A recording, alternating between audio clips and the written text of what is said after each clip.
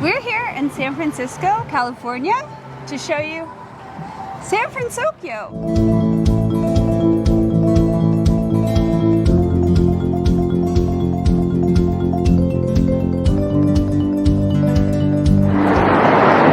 So we're standing here in San Francisco's Japantown.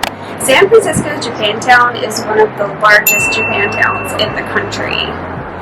Now, the film Big Hero 6 takes place in San Fransokyo, which you probably know is inspired by combining the two cities, San Francisco and Tokyo.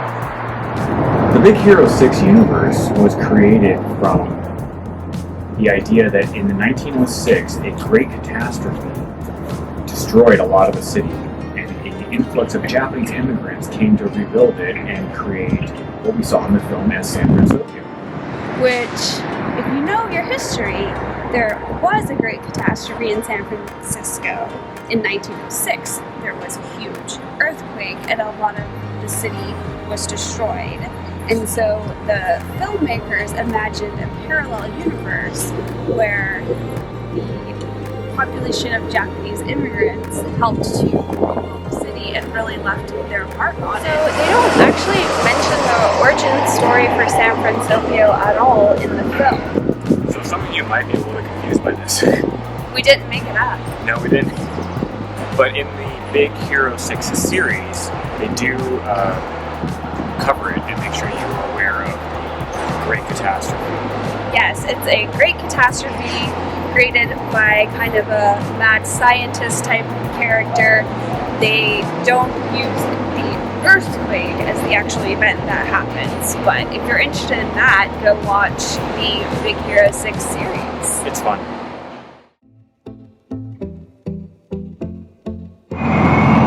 Does this building look familiar?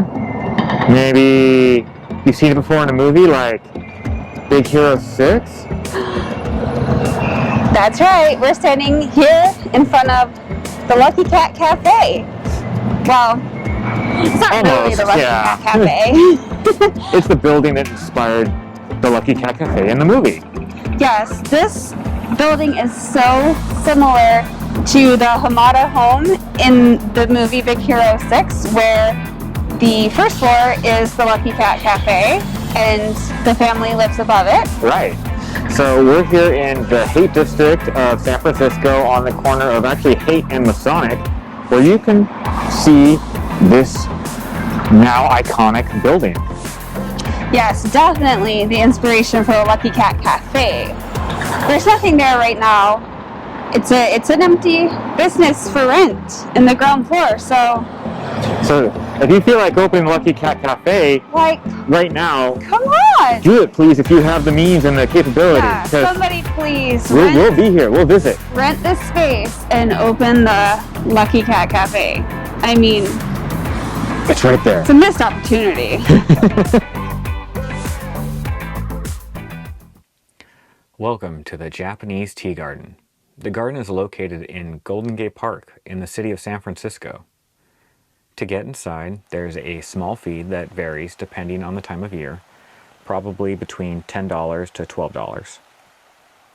Once inside, you'll get to see some amazing things. You could see something like the Treasure Tower Pagoda. It was unfortunately closed for us. There's a tea house, a drum bridge, and a karasensui, or dry landscape garden. The auditory atmosphere of the garden is created through the blissful, peaceful sound of moving water. Sukebai, found in the Japanese tea garden, is a water basin originally used by guests to purify themselves before taking part in the tea ceremony. Take notice of the carefully placed rocks around the Japanese tea garden. Paths and stepping stones are formed in irregular patterns so people slow down and notice the design around them. Rocks are generally thought of as the backbone of the arrangement of the space and dwelling places of gods, tokens of regal power, and symbols of longevity. Most of what the Japanese tea garden is today is thanks to Makoto Hagiwara and his family. The garden began as the Japanese village and tea garden at the World's Fair in 1894. It was built by George Turner Marsh, who hired Japanese craftsmen to build the site. Following the closure of the fair, it was sold to the city of San Francisco. Makoto Hagiwara was a Japanese landscape architect and a restaurant owner who immigrated to the U.S. in 1878. He actually opened the first Japanese restaurant in San Francisco and is even credited with the invention of the fortune cookie. Mr. Hagiwara formed a gentleman's agreement with the superintendent of Golden Gate Park, Dr. John Hayes McLaren, for Mr. Hagiwara to create and maintain a permanent Japanese-style garden as a gift for posterity. Makoto Hagiwara was the caretaker of the property from 1895 until his death in 1925. During this time, he and his family actually lived on the property while he worked hard to triple the size of the garden to 5 acres. He imported plants, birds, and the now famous koi fish from Japan. And in 1915, when the Panama Pacific International Exposition closed, they added the South Gate, the Temple Gate, and the pagoda from their Japanese exhibit. Following the death of Makoto Hagiwara in 1925, his daughter, Takano Hagiwara, and her children became the proprietors and the maintainers of the garden. With the onset of World War II and rising anti-Japanese sentiment, Takano Hagiwara and her family were evicted from their home and sent to an internment camp. They were among the 120,000 Japanese and Americans of Japanese descent who were sent to internment camps during the war. Despite the agreement between John McLaren and Makoto Hagiwara and the years of contributions from the Hagiwara family, they were not allowed back or reimbursed after the war ended. Following this, the garden was renamed the Oriental Tea Garden, and some structures that expressed Japanese sentiment, like the Hagiwara family home and the original Shinto shrine, were demolished. Japanese tea servers were replaced with Chinese women in their traditional dress. But in post-war 1952, the title Japanese Tea Garden was reinstated. The following years were a time for reconciliation. Thanks to several benefactors between the years of 1949 to 1974, several pieces were added to the garden. In 1974, artist Ruth Asawa gifted a plaque to the garden in honor of Makoto Hagiwara and his family for their dedication to the garden's beginnings and expansion. And in 1986, the San Francisco Recreation and Park Department named the road bordering the garden Hagiwara Tea Garden Drive to further honor the garden's original benefactors.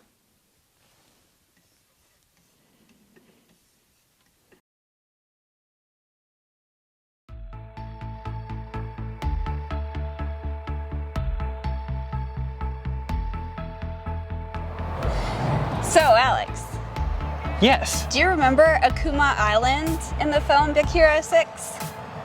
Isn't that where Aleister Cray's teleportation technology was hidden? That's right. I do remember.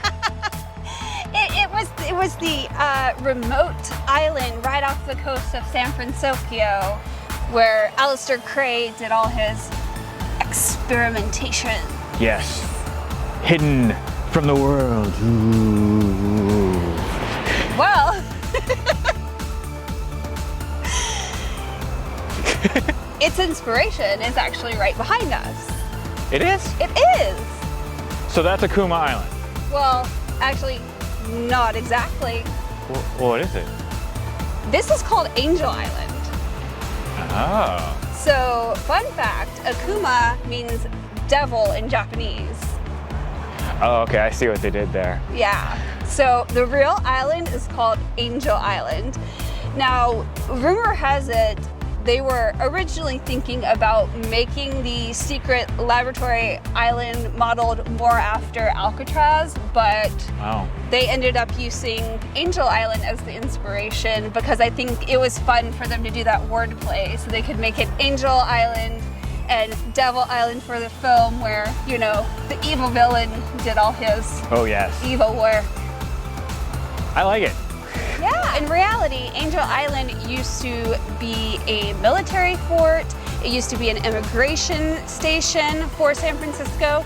Today, it's a state park, and you can take a ferry over there and explore nature and hiking and get some really great views of the city. Sounds cool. Yeah.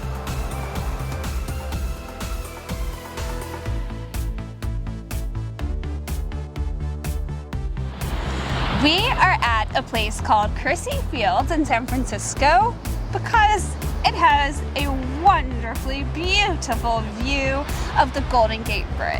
As you can see behind us. And we all know that the Golden Gate Bridge had kind of a cameo in the film Big Sort Hero of. 6. Just had a little makeover. That's right, to make it fit into San Fransokyo. That's right. So in the film, it was called the Torii Gate Bridge, and the gates, as we see them, were transformed into the Japanese Torii gates. So still pretty recognizable. They kept it the same color, and there was that scene, you know, where Baymax and Hero flew up and landed on top of it, and I really like that they kept it, you know, such an icon for the city, because I think it might be the first thing most people think of when they think of San Francisco. I know do. it is. Yeah. Yeah, for me. Like, that's the image in my head. Yeah, just this. Yes. And it's gorgeous from this view right here. We're on a beach in Crissy Fields. Yeah, it's kind of breathtaking. Well, thanks for coming with us on our little tour of San Fransokyo We hope you join us next time for more theme parks and theme places.